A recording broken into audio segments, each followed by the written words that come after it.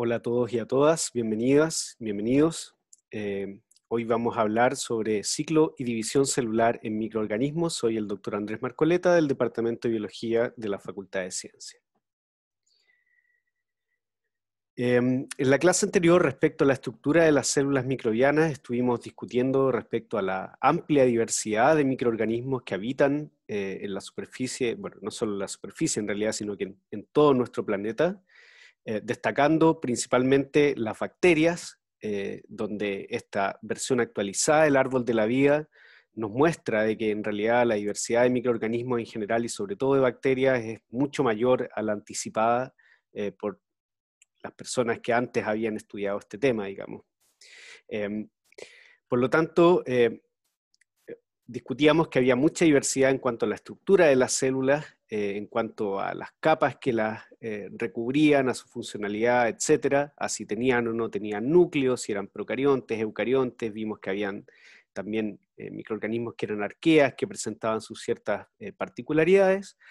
Sin embargo, hay algo, al menos un elemento que es común a toda esta diversidad que muestra este árbol, ¿ya? Y que incluye a los eucariontes, a las arqueas y las bacterias. Y es, digamos, el objetivo de la célula o el proceso obligado por el cual tiene que pasar esta célula, el cual es dividirse para generar una progenie, o sea, una o más células hijas, que entonces puedan perpetuar la especie y en esta perpetuación, en el fondo, además, vayan permitiendo el cambio y con ello la evolución de la especie. Es lo que podemos, en el fondo, demostrar o al menos tener buena evidencia de que ha ocurrido a lo largo de la historia del desarrollo de la vida en nuestro planeta. Y era también una de las cosas que conversábamos en la clase anterior, en donde a partir de un solo ancestro común o unos pocos ancestros comunes que básicamente dieron origen a dos ramas, a dos grandes ramas,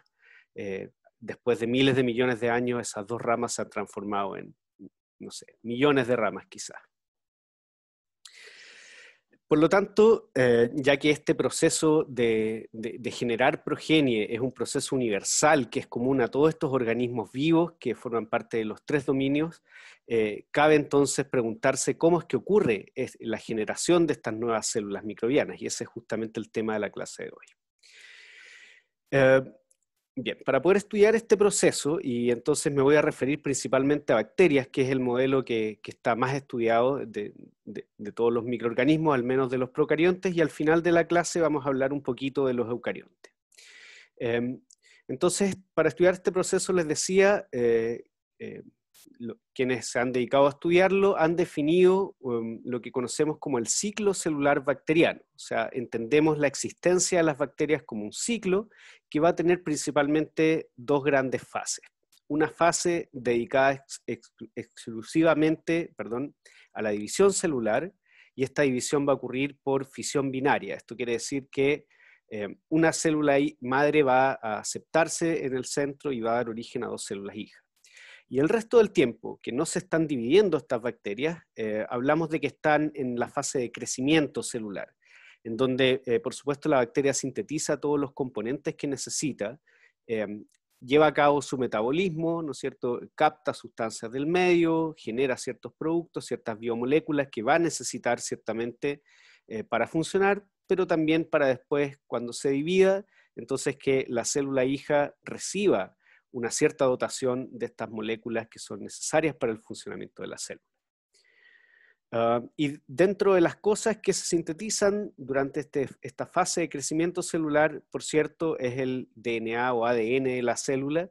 Necesitamos que las células hijas reciban también una copia íntegra de este material genético. Y para que ustedes tengan una idea de cuánto demora una bacteria, ¿no es cierto?, distintas bacterias en dividirse y generar una progenie, les dejo esta tabla que está aquí, en donde se muestra lo que conocemos como el tiempo generacional, que es más o menos, yo diría, en términos sencillos, el tiempo que demora una cierta especie bacteriana en completar este ciclo. Entonces, desde que nace esta célula a partir de una célula madre, crece, sintetiza sus componentes, duplica su DNA y después finalmente entra en división y genera una nueva progenie. Entonces, el tiempo que transcurre en dar toda esa vuelta lo conocemos como el tiempo generacional, y más adelante en este curso ustedes van a aprender un poco más respecto al crecimiento bacteriano, sobre todo en medios de cultivo, y van a ver que nosotros experimentalmente podemos seguir este crecimiento bacteriano. Y por lo tanto, este tiempo generacional que yo les indico acá es un tiempo que ha sido medido experimentalmente, y es muy importante que tengan en cuenta de que va a depender mucho de las condiciones en las cuales está creciendo este microorganismo.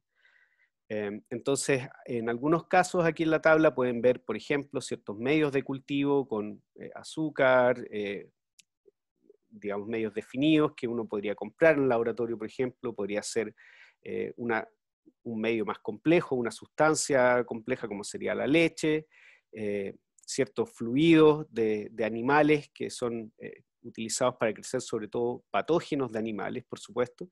Entonces, claramente, qué tan rápido o qué tan bien va a crecer una bacteria en un cierto medio va a depender de qué tan adaptada está esa bacteria para poder crecer en ese medio. En este sentido, aquellas bacterias que están acostumbradas a crecer en ambientes en donde hay, por ejemplo, ciertas sustancias que están presentes en la leche, entonces esas bacterias van a ciertamente poder crecer apropiadamente en la leche, pero si nosotros ponemos a lo mejor otra bacteria que está acostumbrada a crecer en el suelo con otros nutrientes, lo más probable es que crezca mucho peor en la leche. Por lo tanto, insisto, el crecimiento en medios de cultivo va a depender también mucho de qué tan bien podemos emular las condiciones naturales en las que crecen estas bacterias. Y estos tiempos generacionales se mueven en un rango bastante amplio. Tenemos, por ejemplo, Escherichia coli, en la cual puede llegar a ser hasta 17 minutos en condiciones óptimas, temperatura y en glucosa, que yo diría es el azúcar que más le gusta comer. Y de ahí entonces esto puede ir aumentando, llegando incluso a 33 horas en el caso de este treponema pálido. Y yo les decía de que este crecimiento se puede seguir de manera experimental y normalmente lo hacemos midiendo la turbidez del medio de cultivo. Entonces vamos a partir primero con un medio de cultivo que es totalmente translúcido. Ustedes lo van a ver también en sus sesiones de trabajos prácticos, digamos, de prácticos en línea, quiero decir.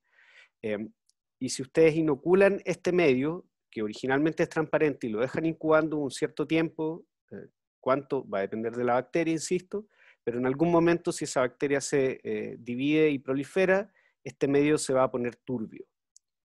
Por lo tanto, nosotros podemos seguir el crecimiento bacteriano a medida, midiendo qué tan turbio se va poniendo el medio a lo largo del tiempo.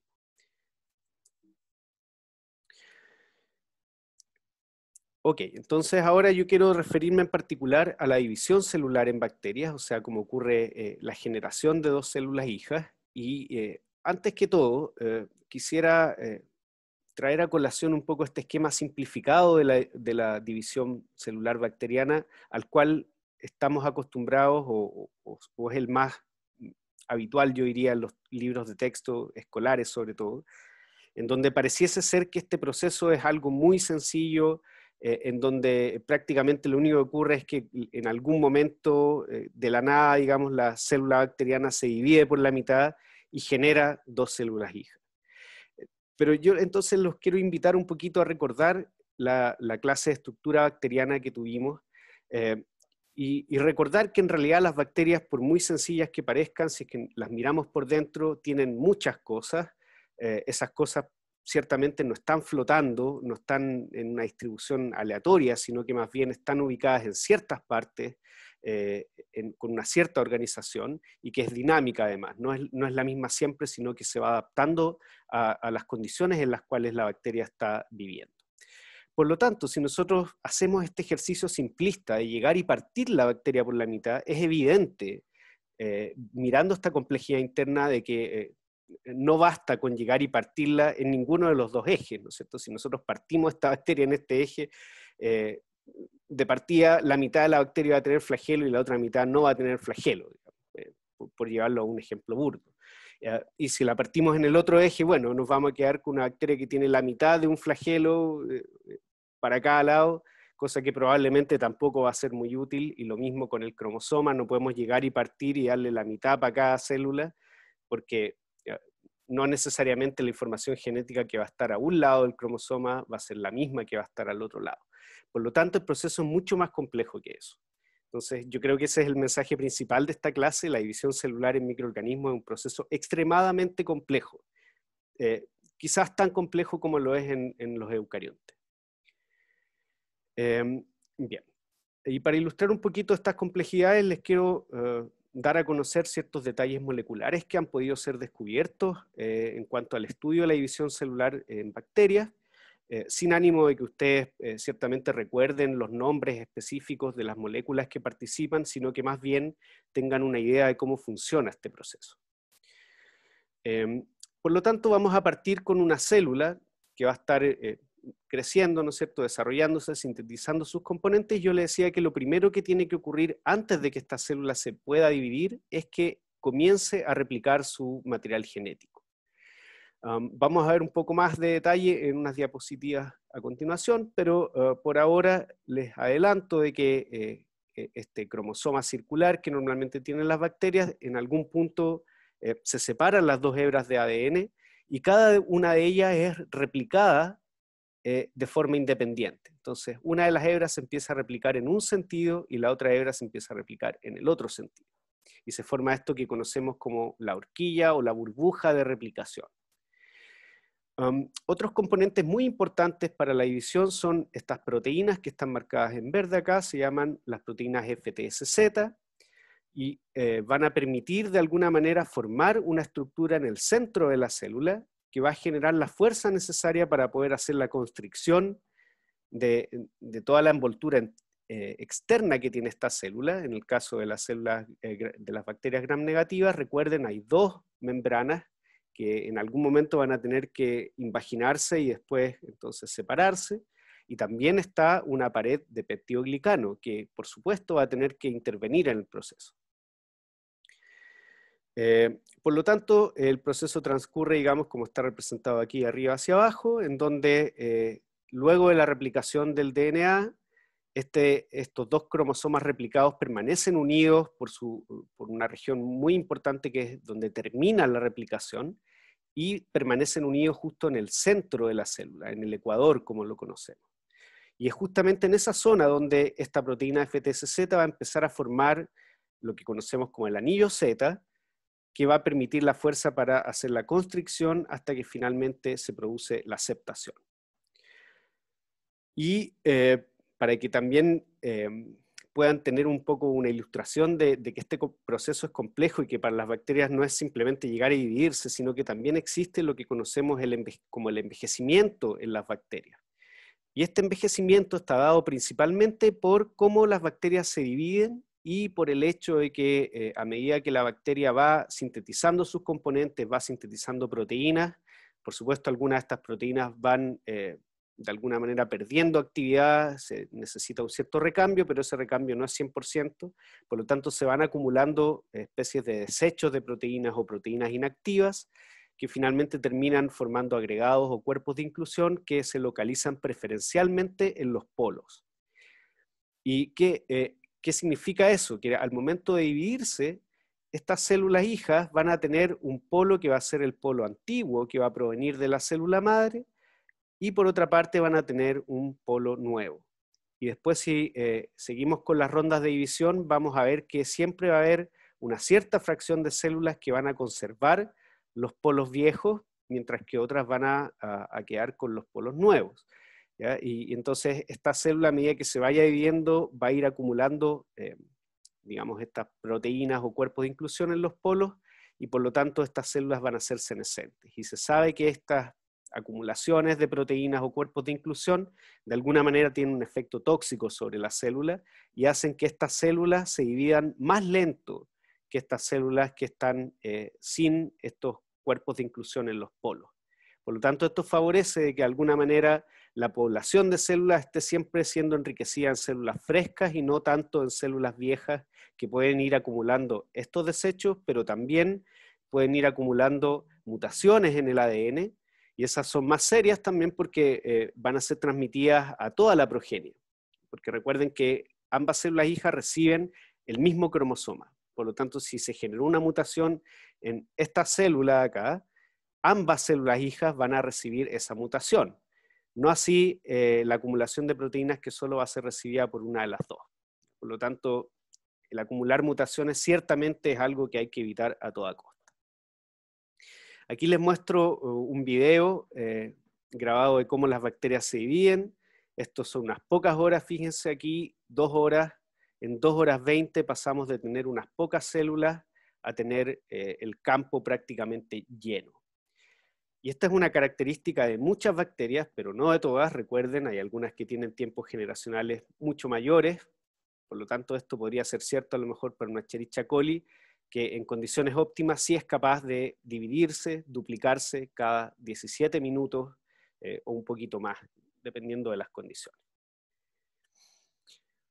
Una parte importante antes de que ocurra la división celular, yo diría que esta es como el paso inmediatamente previo a la división celular, es que ocurra la replicación del cromosoma. Les quiero simplemente ilustrar algunos detalles más de lo que ya les he mencionado en las diapositivas anteriores. Lo primero es que la replicación no se inicia en un lugar al azar, en un lugar cualquiera, sino que es en un lugar muy definido, que se llama el origen de replicación, y que contiene ciertas secuencias que son necesarias para que ahí entonces se separen las dos hebras y se unan ciertas proteínas que van a ser las encargadas de poder copiar este ADN. Y vamos a copiar las dos hebras al mismo tiempo, solamente que en direcciones divergentes. Por lo tanto, se va a generar esta horquilla o burbuja de replicación, en donde una de las hebras va a ser replicada en esta dirección y la otra en la contraria. Entonces, a medida que esta replicación va avanzando, esta horquilla se va haciendo cada vez más grande, hasta que al momento de completarse y llegar a otra región muy importante del cromosoma bacteriano, que es digamos, el sitio de término de la replicación. Y ambos cromosomas replicados van a quedar unidos por este sitio de término de la replicación, que además va a formar ciertas interacciones con la maquinaria de división celular, tal como lo vamos a ver a continuación. Antes de eso, quisiera hacer un poquito más de zoom a lo que está ocurriendo en esta horquilla de replicación. Nos vamos a imaginar que esta es uno de los lados de la horquilla, o justo donde se abrió esta horquilla, y vamos a ver cómo ocurre este proceso. Lo primero es que quiero que noten que es un proceso complejo, aún este esquema es simplificado, por cierto, pero aún así pueden ver que hay muchas proteínas que están interviniendo. Tenemos esta DNA polimerasa, que es la encargada de ir leyendo una de las hebras y entonces agregando nucleótidos complementarios a esa hebra. Por lo tanto, lo que ocurre es que esta enzima DNA polimerasa lee una de las hebras y sintetiza la complementaria. ¿Ya? Y hacia el otro lado, entonces con la otra hebra, viene otra molécula de DNA polimerasa y va a leer esta otra hebra y entonces va a sintetizar la hebra complementaria.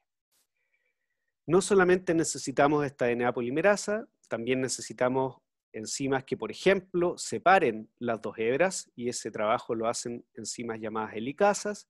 Necesitamos ciertamente nucleótidos, que son los que vamos a incorporar y los que entonces van a constituir la cadena que se sintetiza. Por lo tanto, la célula tiene que tener un stock o una reserva suficiente de nucleótidos para poder replicar todo el cromosoma.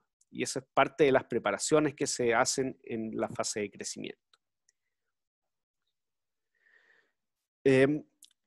Bien, una vez que se ha replicado el cromosoma, yo les indicaba que quedan unidos a través del sitio de término. Entonces aquí vamos mostrando la división en un paso un poquito posterior, donde ya se ha formado el septo y en donde los cromosomas, si bien permanecen unidos en el sitio de término, han sido de alguna manera desplazados hacia los polos de las células, de las que van a ser las células hijas. Por supuesto aquí entonces, para que se forme este septo, es muy importante que ocurra la formación de este anillo que se ilustra acá, y es del cual vamos a hablar a continuación. Por lo tanto, les muestro nuevamente esta figura para recordarles que una vez que se replicó el cromosoma, lo que sigue es la aceptación y que entonces aquí entra a jugar un rol muy importante la proteína FTSZ, que cuando la célula no se está dividiendo, está, digamos, soluble en el citoplasma, las moléculas andan difundiendo por el citoplasma, no están interactuando mayormente entre sí. Sin embargo, cuando toca el momento de formar el septo, estas moléculas van a interactuar entre sí y van a formar un anillo. Aquí les muestro algunas visualizaciones de este anillo por microscopía de fluorescencia. Estas son proteínas FTSZ que son marcadas fluorescentemente, y este es entonces en algún momento de la división cuando se forma este anillo. Aquí hay algunas otras fotos de microscopía y cómo a partir de estas fotos y otras, por supuesto, con distintas técnicas, microscopía electrónica, microscopía de fluorescencia, etcétera, hemos podido llegar a generar ciertos modelos de cómo este anillo se forma, en qué momento se forma, cuál es su dinámica y cuáles serían las proteínas que intervienen también en su formación.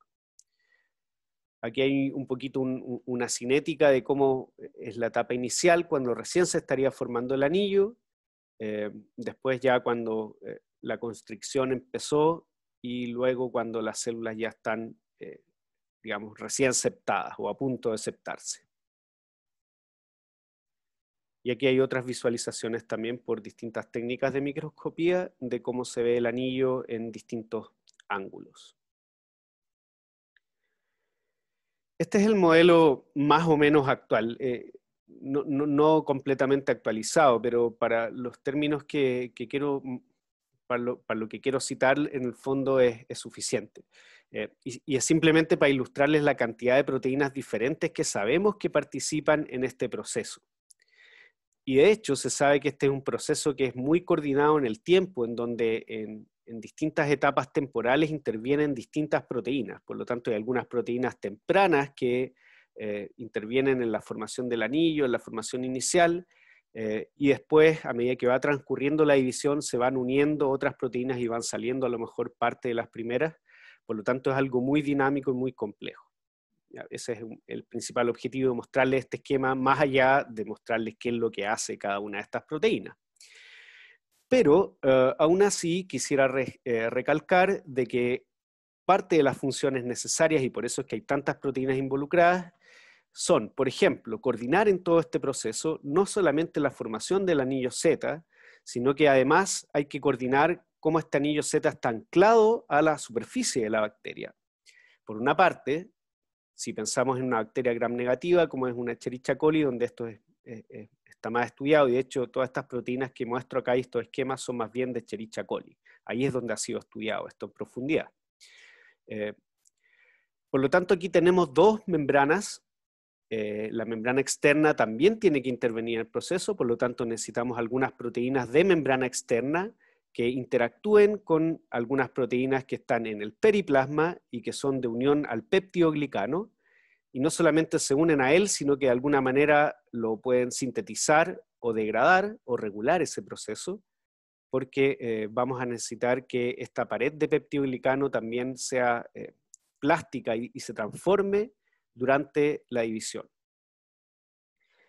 También, por supuesto, va a estar involucrada la membrana interna, la membrana citoplasmática, y tal como les decía, este proceso depende de que el cromosoma haya sido replicado correctamente y que entonces el sitio de término de la replicación esté alineado en el ecuador de la célula, justo donde se está formando este anillo.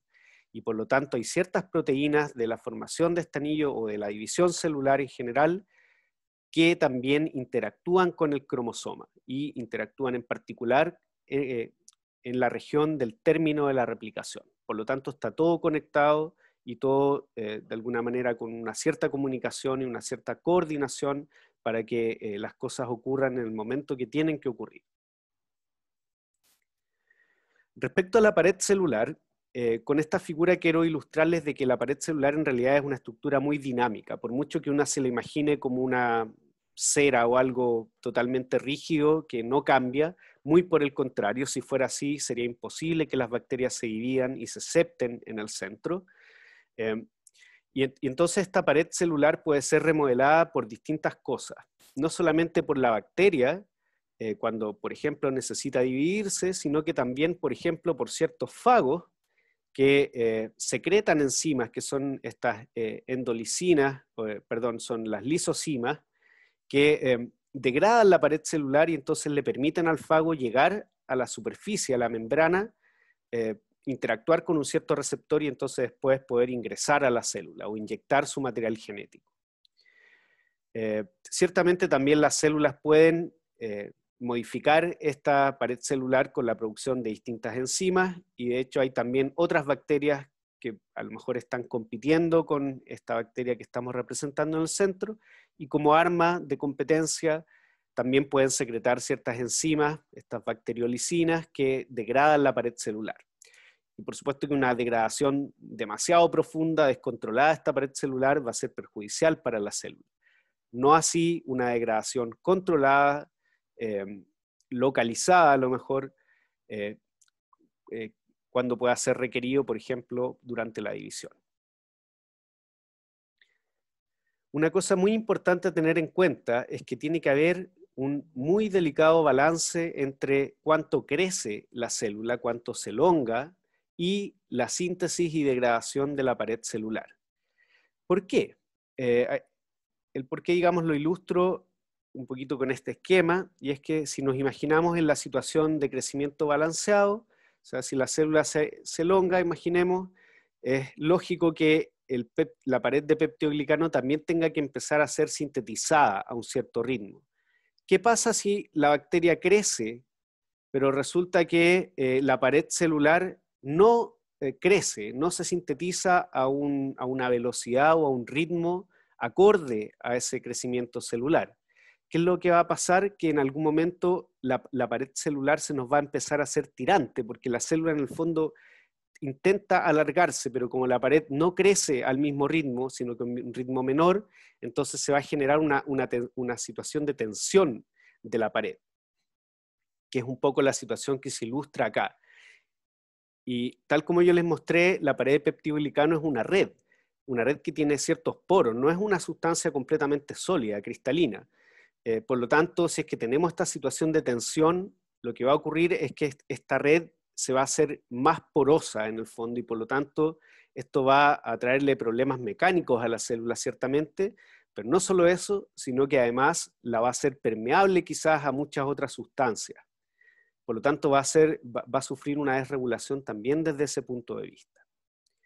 Y por el contrario, si la pared celular es sintetizada demasiado rápido en comparación a la velocidad con que la célula está creciendo, nos vamos a quedar con que la pared nos va a sobrar en algún momento. Es como cuando nos ponemos una ropa y nos queda grande y nos queda toda arrugada, entonces a la célula también le va a quedar toda arrugada su pared celular, y a lo mejor eso va a significar que estos poros, que ciertamente son necesarios para que haya intercambio de sustancias con el medio, ahora sean demasiado pequeños y por lo tanto ese intercambio va a ser dificultado.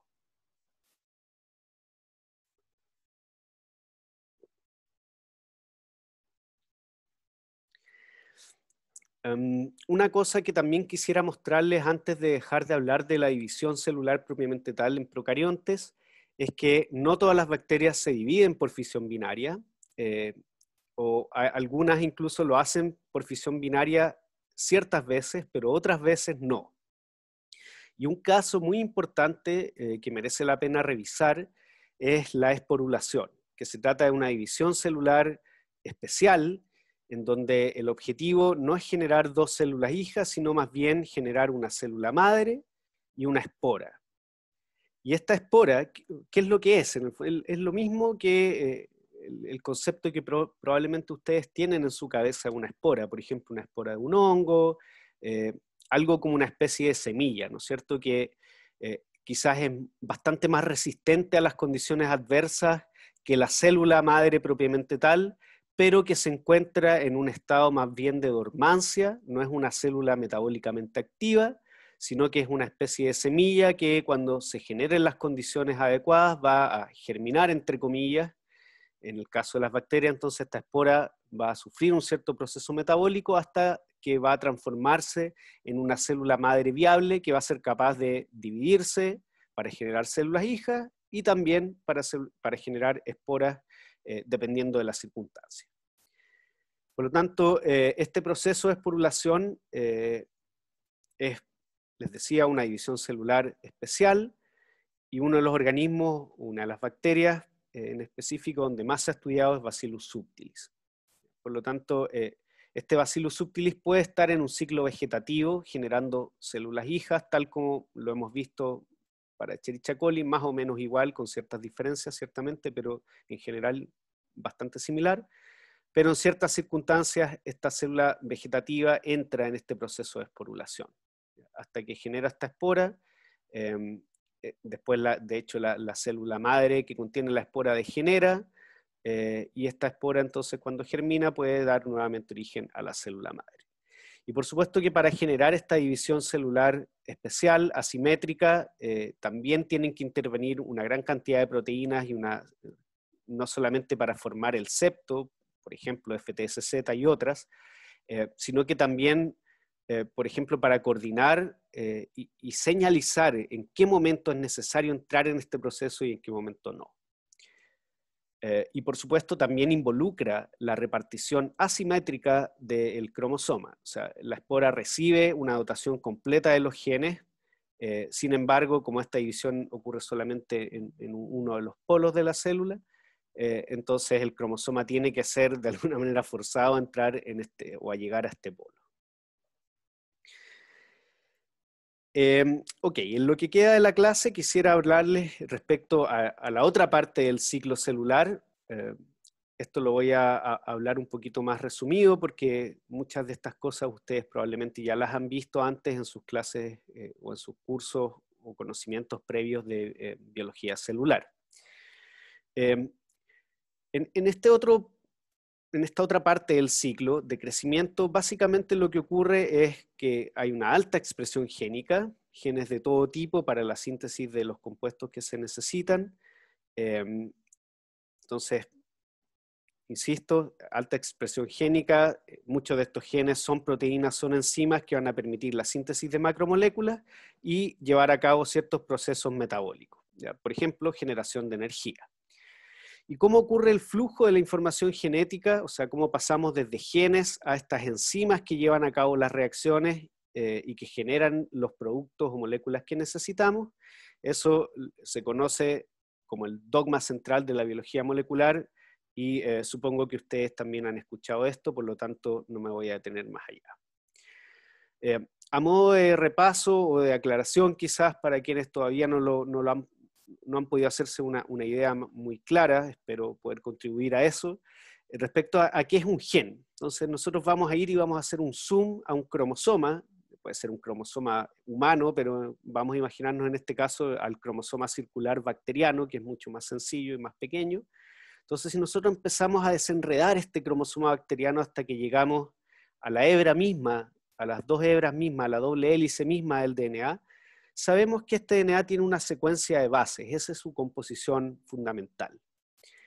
Por lo tanto, la célula, ¿cómo interpreta esta información que está en los genes? Simplemente leyendo directamente la secuencia de estas bases. Y por eso es que es muy sencillo, solamente nosotros mirando la secuencia de bases, nosotros podemos inmediatamente deducir qué proteína va a ser, digamos, sintetizada a partir de esa secuencia de bases. Y además, podemos incluso llegar a predecir cuál va a ser la función de esa proteína si es que conocemos a lo mejor algunas proteínas que se le parecen y que sí hemos estudiado su función. Por lo tanto, ¿cómo se lee este gen? Un gen por definición es un trozo de ADN con una cierta secuencia de bases que va a comenzar en lo que conocemos como un codón de inicio y va a terminar en una secuencia que conocemos como un codón de término. Y para que este gen se exprese, o sea, se sintetice este mensajero que va a después permitir generar una proteína, nosotros necesitamos una región que se llama un promotor y una región que se llama un terminador. ¿Ya? Entonces, este gen en algún momento por ciertas proteínas va a ser expresado, va a generar un mensajero, y ese mensajero en los ribosomas, que son donde se sintetizan las proteínas, va a ser leído. ¿Y cómo va a ser leído? De a 3 bases, de 3 en 3. Y estos tripletes de bases codifican cada uno de ellos, dependiendo de su secuencia, un cierto aminoácido. Por lo tanto, si nosotros leemos de izquierda a derecha esta secuencia de DNA de 3 en 3, vamos a poder inmediatamente deducir cuál es la secuencia de aminoácidos que va a formar la proteína, que van a formar la proteína que está codificada en este gen. ¿Y cómo ocurre esta expresión en procariontes? De manera muy similar a eucariontes, con la gran salvedad de que en el caso de los eucariontes el DNA está dentro del núcleo. La gran mayoría de los genes se transcriben o se sintetiza este mensajero dentro del núcleo y por lo tanto este mensajero tiene que salir del núcleo para poder llegar a los ribosomas que están en el citoplasma y ahí entonces es traducido para sintetizar una proteína. En el caso de los procariontes no hay núcleo y de hecho la transcripción, o sea la generación de este mensajero está inmediatamente acoplada a la síntesis de proteínas. A medida que este mensajero está siendo transcrito, inmediatamente una seguidilla de ribosomas está sintetizando proteínas a partir de él. Por lo tanto es un proceso que es prácticamente inmediato. Transcripción y traducción se realizan prácticamente de manera simultánea. Ciertamente esta expresión génica tiene que ser regulada y tiene que permitirnos adaptarnos a ciertas condiciones que cambian, ¿ya? A perturbaciones en el medio que pueden significar una amenaza a una célula y que por lo tanto necesita una respuesta rápida para poder sobrevivir ante esa amenaza, o a lo mejor, por ejemplo, detectar la presencia de algún nutriente o algún componente esencial para la célula que está en el medio y que eso signifique, por ejemplo, que la célula se desplace hasta donde está ese nutriente. Entonces, por todas estas razones que, listo acá, es necesario la regulación de la expresión génica. No puede ser que todos los genes estén expresándose al mismo tiempo. Eso desde el punto de vista energético es muy desfavorable, no le conviene a las células, sino que siempre las células operan en economía de guerra, por así decirlo, en donde hay que tratar de disminuir el gasto al máximo y optimizar lo más posible los recursos. Entonces, para poder ilustrarles cómo ocurre la expresión génica, les quiero mostrar un ejemplo de cómo lo hace una bacteria, por ejemplo, Escherichia coli, para poder organizar la expresión de sus genes y por lo tanto sintetizar las proteínas necesarias para poder comer, ya sea glucosa o comer lactosa. Inmediatamente del esquema ustedes pueden ver que la lactosa es un azúcar más compleja que la glucosa y que por lo tanto muy probablemente, créanme, es así, va a ser más difícil metabolizarla. De hecho, la lactosa, la bacteria la parte en dos y a partir de esta lactosa genera glucosa y entonces esta glucosa después la aprovecha. Por lo tanto, claramente para poder comer lactosa, primero tiene que partirla por la mitad, generar glucosa y después comer glucosa, mientras que si tiene glucosa la puede metabolizar directamente. Por lo tanto, a la bacteria en el fondo, por así decirlo, le conviene mucho más comer glucosa que comer lactosa. Por lo tanto, nosotros esperamos que tenga un cierto aparataje de expresión génica y proteínas que le permitan metabolizar ambas azúcares, pero si se enfrenta con ambas en el medio, entonces tomar una decisión ventajosa, por así decirlo, la cual anticipamos que es preferir la glucosa frente a la lactosa. ¿Y cómo lo hace para metabolizar la lactosa? Yo les decía, primero la ingresa a la célula y luego dentro la corta con esta beta-galactosidasa para generar glucosa y galactosa. Por lo tanto, al menos necesitamos dos proteínas para poder comer lactosa, que es esta permeasa, que es la que permite ingresarla a la célula, y esta que permite cortar la lactosa y generar glucosa. Para eso, la bacteria tiene estos genes que están dispuestos en lo que llamamos un operón, que es una seguidilla de genes que están bajo el control de una única, digamos, un único set de secuencias reguladoras. Por lo tanto, estos tres genes, los tres tienen que ver con la metabolización de la lactosa, la permeasa, la otra es la que corta y otra es otra proteína que por ahora no viene al caso, pero las tres se necesitan para metabolizar lactosa. Por lo tanto, este sistema de genes, o de estos tres genes con sus secuencias reguladoras, tienen que estar organizadas de alguna manera para poder responder inteligentemente ante la presencia de glucosa o lactosa. Y los elementos involucrados son los siguientes. Tenemos primero la RNA polimerasa, que es la enzima que se une a esta región promotora y es la que transcribe estos genes. Por lo tanto, si esta enzima se une y transcribe, quiere decir que estos genes se expresan y por lo tanto se producen las proteínas para metabolizar lactosa. Además intervienen dos otros componentes, uno es este represor, que como tal lo dice su nombre, una vez que está unido a esta región que está acá, que es la operadora, bloquea la transcripción por la RNA polimerasa. Por lo tanto, cuando este represor está unido al operador, está detenida esta expresión y no hay producción de estas proteínas. Por otra parte, tenemos una proteína que es un activador, ¿ya?, que se va a unir a este sitio CAP, y cuando este activador se une acá, esto va a promover de que esto se exprese en mayor cantidad, pero eso también, por supuesto, va a depender si esto está frenado o no. Y una cosa muy importante es que este represor se une directamente a la lactosa, y aquí es donde está el vínculo. Fíjense muy bien, esta es la parte clave, porque aquí es donde vinculamos la presencia de lactosa, si hay o no hay lactosa en el medio, con si se expresan o no se expresan los genes para metabolizar lactosa. ¿Por qué? Porque esta lactosa, cuando está presente, se une directamente a esta proteína represora, y esa unión causa que el represor ahora sea inactivo. Por lo tanto, cuando hay lactosa, este represor está inactivo y no se une al operador, y por lo tanto nada bloquea esta expresión, y entonces estos genes se expresan. Y más encima, si este activador está presente, y vamos a ver en qué circunstancia está presente, pero si además este activador está presente, ahora esto es aún más fuerte. ¿Ya? Entonces, si no está el represor, esto es fuerte, pero si además está CAP, esto es aún más fuerte. Por lo tanto, aquí podemos anticipar qué es lo que pasa cuando hay lactosa o no hay lactosa. Ya les decía, sin lactosa el represor está unido y por lo tanto no hay expresión de estos genes.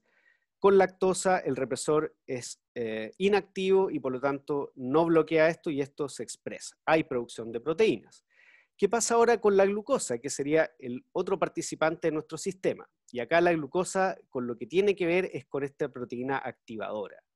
¿Qué es lo que pasa? Esta proteína activadora, si bien no une directamente glucosa, se une a otra molécula que cuando la glucosa está en bajos niveles, esta molécula que es CAMP se produce. Y cuando CAMP está unido a CAP, entonces esta molécula ahora sí funciona como un activador y por lo tanto hace que aún más se produzca esto. Entonces es lógico, porque ya, si hay lactosa, es lógico que se produzcan las proteínas para metabolizar lactosa. Pero si además tenemos una señal que nos dice que hay poca glucosa, es una señal de hambruna que nos dice, ok, vamos a comer toda la lactosa posible que haya mientras tanto, porque todo indica que no hay glucosa en el medio, por lo tanto estamos en una situación de posible hambruna. Y cuando hay alta glucosa, no hay CAMP, por lo tanto CAP no puede unirse a esto, y por lo tanto esto, si bien se transcribe, no es con la intensidad aumentada que es en esta situación de hambruna, de baja glucosa. Por lo tanto, si tenemos ambos azúcares, tanto lactosa como glucosa, no va a haber represor acá, y esto se va a transcribir, pero digamos en cantidades no muy grandes. Y aquí les dejo el esquema con las posibles combinaciones para que ustedes, de acuerdo a las explicaciones que les he dado, puedan corroborar si se cumple la lógica que han podido entender de mis palabras. Bien, simplemente para recordarles, esta síntesis de proteínas depende del código genético, o sea, qué significa cada uno de los tripletes del DNA y que después se transcriben en un mensajero, va a depender de este código. ¿Ya? Entonces, esto se lee, por ejemplo, la primera letra es C, la segunda letra es G, y después G, eso quiere decir arginina. C, G, C, también arginina. Si vamos, A, C, C, treonina, etc. Y aquí, esta figura es bastante buena porque les muestra también la estructura de los aminoácidos y quizás parte de sus propiedades químicas. Ok, respecto a la traducción, la verdad es que no me voy a detener en esto, simplemente recordarles que para esto se necesitan los ribosomas, y estos ribosomas están formados por RNAs ribosomales y también ciertas proteínas ribosomales. El ribosoma es una estructura tremendamente compleja, formada, ya les decía, por estos dos componentes, y para que ocurra la síntesis de proteínas además necesitamos estos RNAs de transferencia, que son los que hacen el vínculo, ¿cierto? Cargan por un lado un aminoácido el que corresponde para un cierto triplete.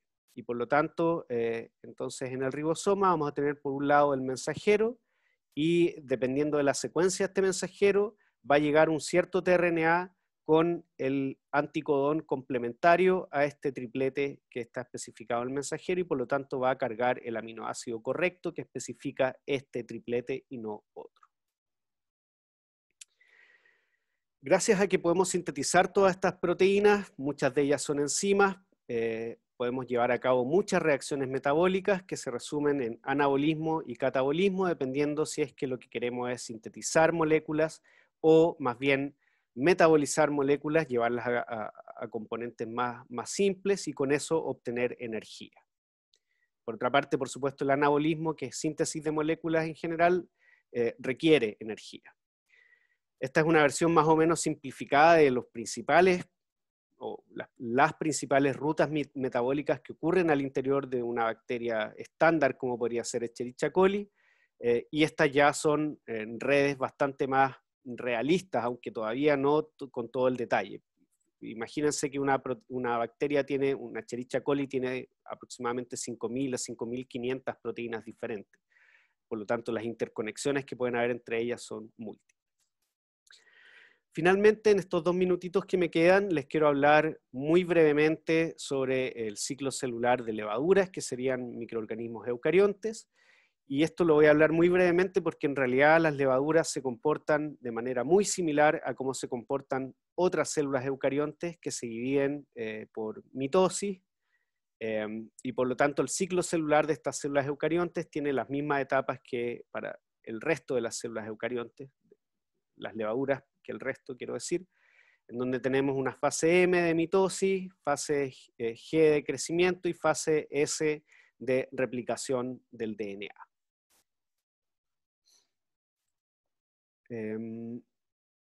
Bueno, aquí les comparto un videíto de una grabación de un microscopio, además hecha con un equipo.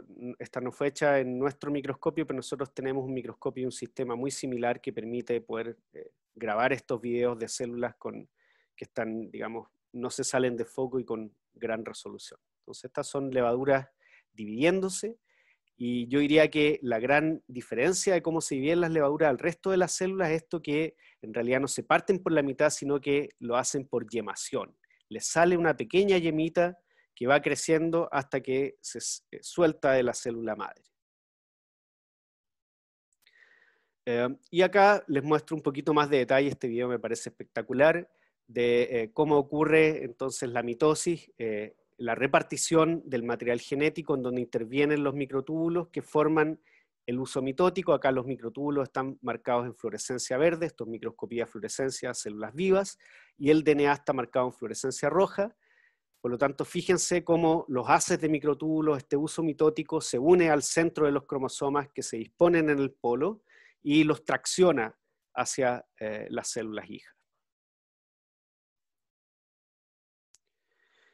Y este es un esquema un poquito más detallado de cómo estaría ocurriendo la división celular en levaduras, este fenómeno que llamamos yemación, que en realidad tiene, desde el punto de vista de cómo funciona, muchas similitudes al de las bacterias. O sea, involucra la replicación del material genético, la disposición en la zona en donde se va a ocurrir la división, tracción por ciertos filamentos hacia los polos de la célula, y entonces para asegurar la repartición equitativa entre las células hijas. Muy bien, eso era todo lo que les quería comentar por hoy. Espero haya sido de su interés la clase, y nos vemos para la sesión de discusión de esta clase y de solución de preguntas, así que espero que puedan llegar con muchas preguntas para que la sesión sea de su provecho. Hasta la próxima. Chao, chao.